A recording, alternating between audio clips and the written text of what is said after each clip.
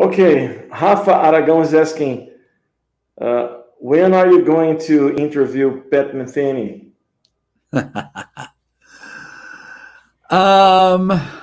Hopefully in the fall. Okay, have you talked to him? I've met Pat many times, starting in the 70s.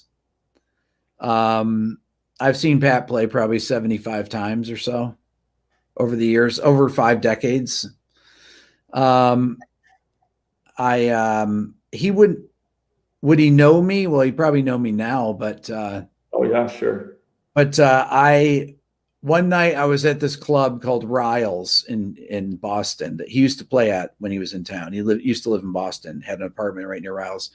And I was sitting at the bar eating, and a friend of mine was playing in a piano trio in the downstairs of this club. It's small. They had a downstairs and upstairs. And I'm sitting here eating, and next thing I know, turn to the side, and Pat Metheny's sitting right next to me, ordering food.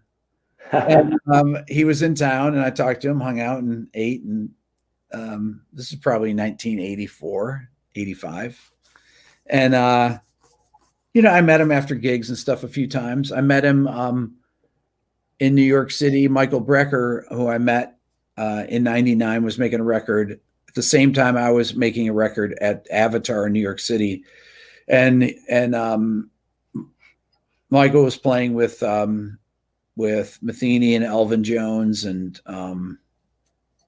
I forget what record they were. I think it was definitely 1999 in the fall. Elvin Jones, yeah, and then he introduced me to Pat. Is that the? I think there was Oregon. I can't remember now what the record was. I'd have to look it up. Okay, I don't know. But yeah, so I met Pat there, but I talked to his manager, and we're gonna do something in the fall. Yeah, that would be great. Yeah. Actually, do you know, I met Pat once. Do you know that Pat used to live in Rio? I heard that. Yeah, there was a short period that he decided to live in Rio, and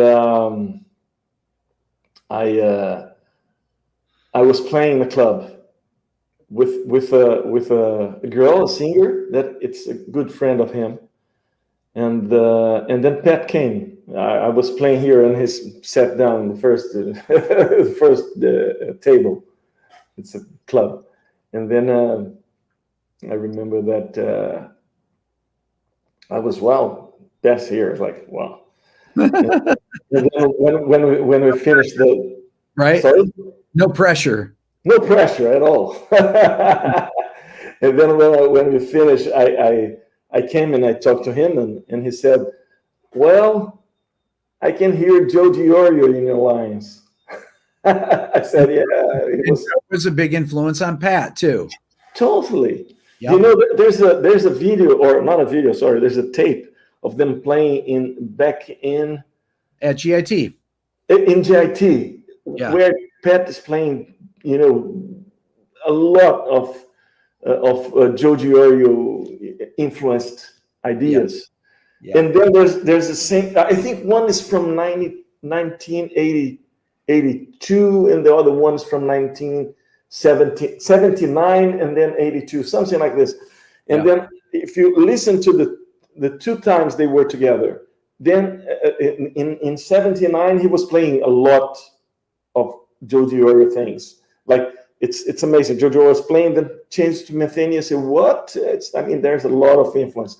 And then some years later, Pat Metheny was going to another direction. Yeah, maybe I don't know, but I think he got lots of influence also from Mick Goodrick and those guys, and then he mixed this all with everything he knows, and he's just a tremendous musician. I mean, it's totally out, of the. Oh, Pat is, he's one of the. I think he's the greatest improviser on the guitar ever. Totally.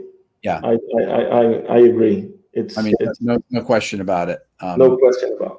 He's totally extreme talented musician and hard worker also. He's very There's a Brazilian percussionist that worked with him. I mean, some Brazilian percussionists, but one of them, I have worked with him many years. It's Marçalzinho, Armando Marçal.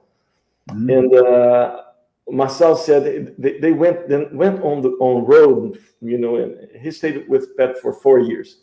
He said that the rehearsals were they had like the stage mounted, exactly what they will have on stage, and everything was in very small details organized. Such a perfectionist. Yeah. Incredible.